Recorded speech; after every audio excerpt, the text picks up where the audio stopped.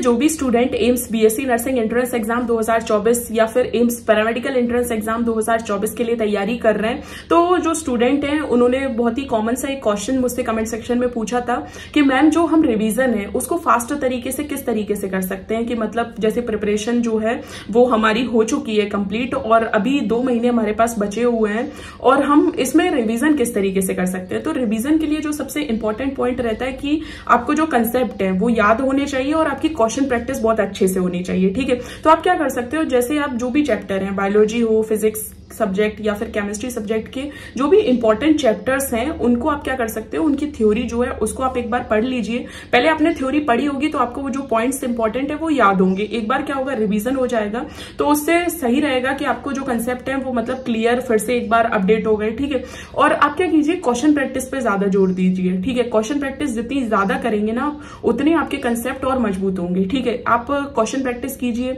जैसे मैंने बहुत बार आपको बताया कि आप एक चैप्टर के लगभग 50 से 60 क्वेश्चन अगर कर लोगे ना तो वो चैप्टर बिल्कुल आपको क्लियर हो जाएगा। ठीक है, आपको जो नेगेटिव मार्किंग वाली प्रॉब्लम है उसको भी फेस नहीं करना पड़ेगा, क्योंकि आपके एग्जाम में वैसे भी नेगेटिव मार्किंग कंसीडर की जाती है। तो आप ये रिस्क नहीं ले सकते कि आप हवाबाजी में कोई भी क्वेश्चन जो है उसको टिक करके आ गए। ठीक है, इससे क्या होगा, ये सिली मिस्टेक की कैटेगरी में आती है और बाद में इससे रिग्रेट होता है। ठीक है, तो ऐसे गलती मत कीजिए। जो क्वेश्चन प्रैक्टिस है उसको ज्यादा से ज्यादा कीजिए और रिवीजन अगर कम टाइम में आपको करना है तो आप क्वेश्चन प्रैक्टिस से ही कम टाइम में रिवीजन कर सकते हो, क्योंकि थ्योरी आप पढ़ लोगे, कौन कौन से चैप्टर्स की कितनी ज्यादा थ्योरी पढ़ोगे। ठीक है, जितने क्वेश्चन प्रैक्टिस करोगे ना उससे क्या होगा कि जो आपका टाइम बचेगा, आप जो टाइम थ्योरी पढ़ने में ज्यादा लगा रहे हो वो आप क्वेश्चन प्रैक्टिस में अगर लगाओगे ना तो आपका क्या होगा कि उस टॉपिक से पर्टिकुलर कितने क्वेश्चन, किस टाइप के क्वेश्चन बन सकते हैं, तो वो जो प्रोबेबिलिटी है वो आपको समझ में आएगी। और जब ऐसी चीजें समझ में आएंगी तो आपको ये भी समझ में आएगा कि जो क्वेश्चन है उनको किस तरीके से सॉल्व करना है। ठीक है,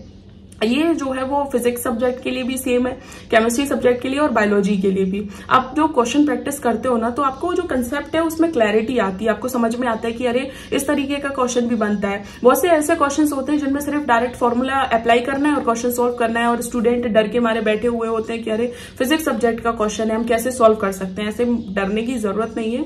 बहुत से बेसिक क्वेश्चन आपके एग्जाम में पूछे जाते हैं जो बाद में आप रिग्रेट करते हो कि अरे इसका फॉर्मूला ही पढ़ लेते तो कम से कम इसमें क्वेश्चन सोल्व तो कर पाते। ठीक है, तो ऐसी गलतियां मत कीजिए। आपके पास सिर्फ 2 महीने का टाइम बचा है, बहुत अच्छे से अपनी प्रिपरेशन कीजिए और जितना हो सके क्वेश्चन प्रैक्टिस करो। क्वेश्चन प्रैक्टिस जो है उससे क्या होगे, बहुत अच्छे तरीके से क्या होगा कि बाद में बहुत से स्टूडेंट बोलते हैं कि अरे मैम हम एग्जाम सेंटर में हमें डर लगता है क्वेश्चन सॉल्व करने से कि हमें जो नेगेटिव मार्किंग ना हो जाए। तो ये उन स्टूडेंट के साथ होता है जिन्होंने प्रिपरेशन के टाइम पर बिल्कुल क्वेश्चन सॉल्व नहीं किए, क्योंकि क्वेश्चन सॉल्व करने से तो डर लगता है। थ्योरी तो हम पढ़ लेते हैं कि चलो ये कहानी की तरह इसको भी पढ़ लिया, थोड़ा कंसेप्ट समझ लिया, लेकिन क्वेश्चन प्रैक्टिस तो की नहीं। आप कॉम्पिटेटिव एग्जाम की तैयारी कर रहे हो बिना क्वेश्चन प्रैक्टिस के, आपको लगता है कि आप मेन एग्जाम में बैठ के जो क्वेश्चंस हैं उनको सही तरीके से सॉल्व कर पाओगे। बाद में नेगेटिव मार्किंग कंसीडर करोगे, फिर बोलोगे कि अरे ये गलती हमारे तो सिलेक्शन हो रहा था लेकिन नेगेटिव मार्किंग के चक्कर में नहीं हुआ। तो ये बाद में एक्सक्यूजेस देने की कोई जरूरत नहीं है। आप अच्छे से अभी अपनी प्रिपरेशन जो है उसको कर लीजिए।